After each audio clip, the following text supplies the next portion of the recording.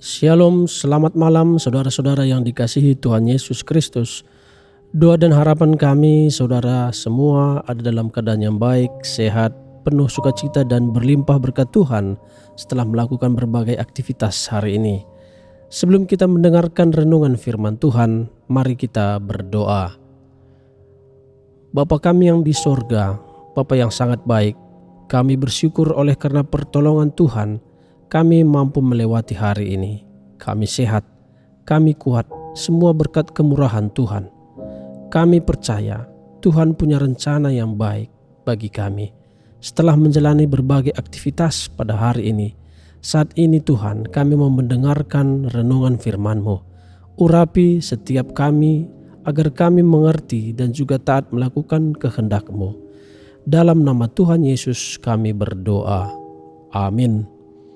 Saudara yang terkasih, bacaan kita pada malam hari ini berjudul Hidup Ya atau Tidak. Ada yang bilang, di dalam dunia ini pada hakikatnya cuma ada dua filsafat hidup yang utama. Satu berasal dari Kristus, yang lain berasal dari Buddha. Sedangkan filsafat-filsafat hidup yang lain dengan karakteristik mereka masing-masing adalah varian atau kombinasi dari keduanya.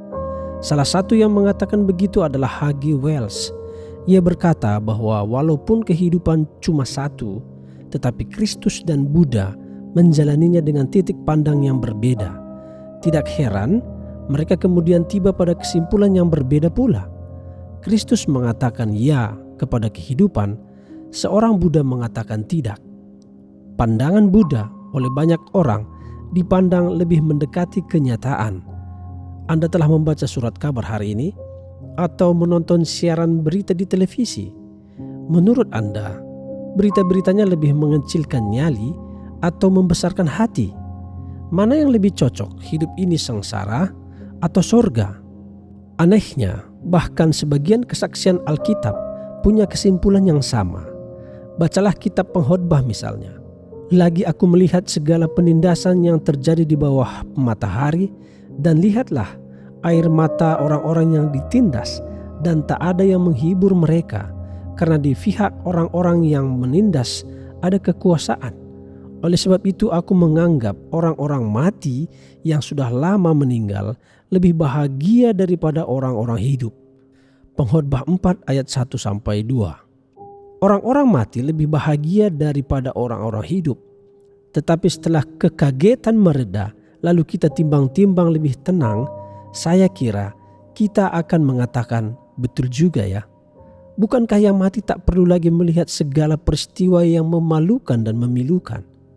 Proses alamiah sepertinya juga lebih mendukung Buddha ketimbang Kristus. Yang muda menjadi tua, yang semula kuat dan sehat, kian rapuh dan keropos, renta dan rentan. Dan kemana semua ini berujung? Ke kematian, ke ketiadaan. Kehidupan tak lebih adalah proses menuju kematian. Yesus jelas-jelas punya pandangan yang bertolak belakang.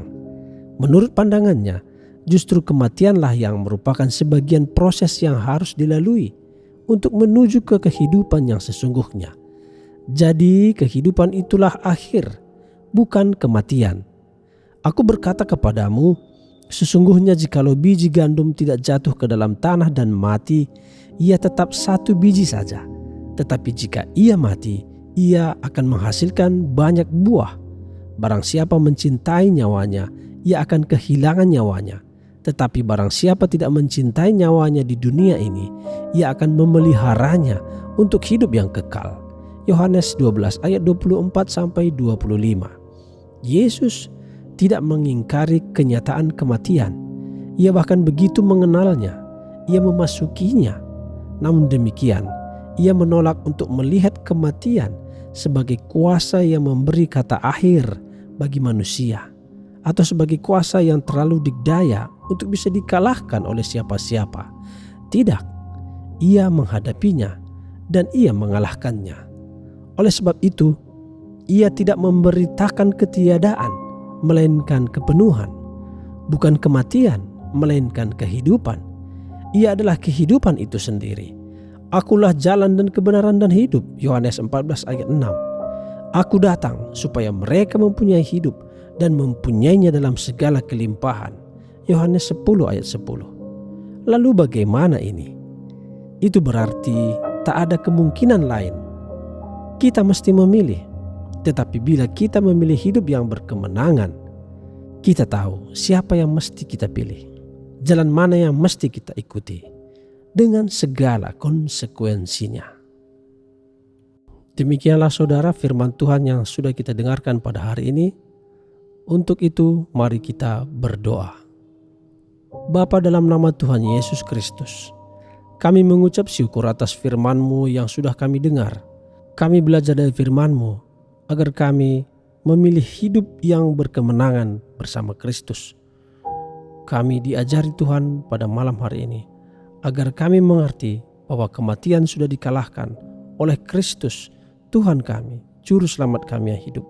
Oleh sebab itu Tuhan, berkati kami, berikan kami pengertian yang semakin dalam agar kami mengerti tentang kehidupan dan kematian bersama Kristus.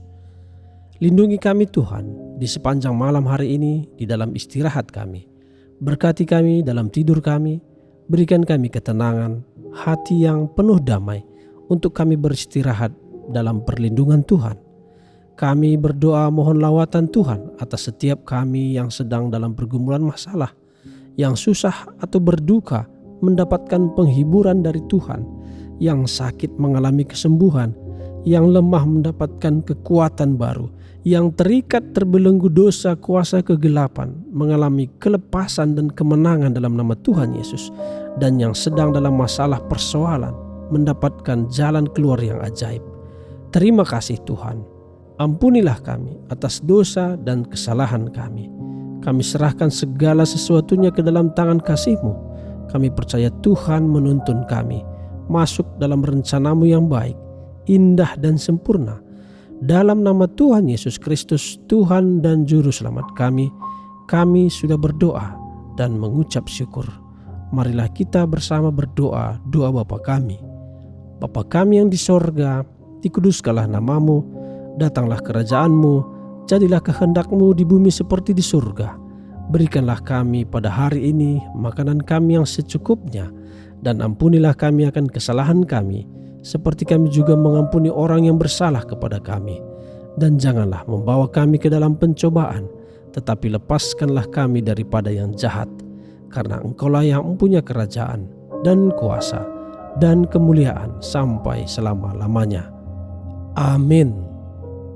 Puji Tuhan saudara, kami percaya firman Tuhan menjadi berkat dan kekuatan bagi saudara semua, dan Roh Kudus akan menolong saudara untuk lebih lagi memahami kebenaran firman Tuhan.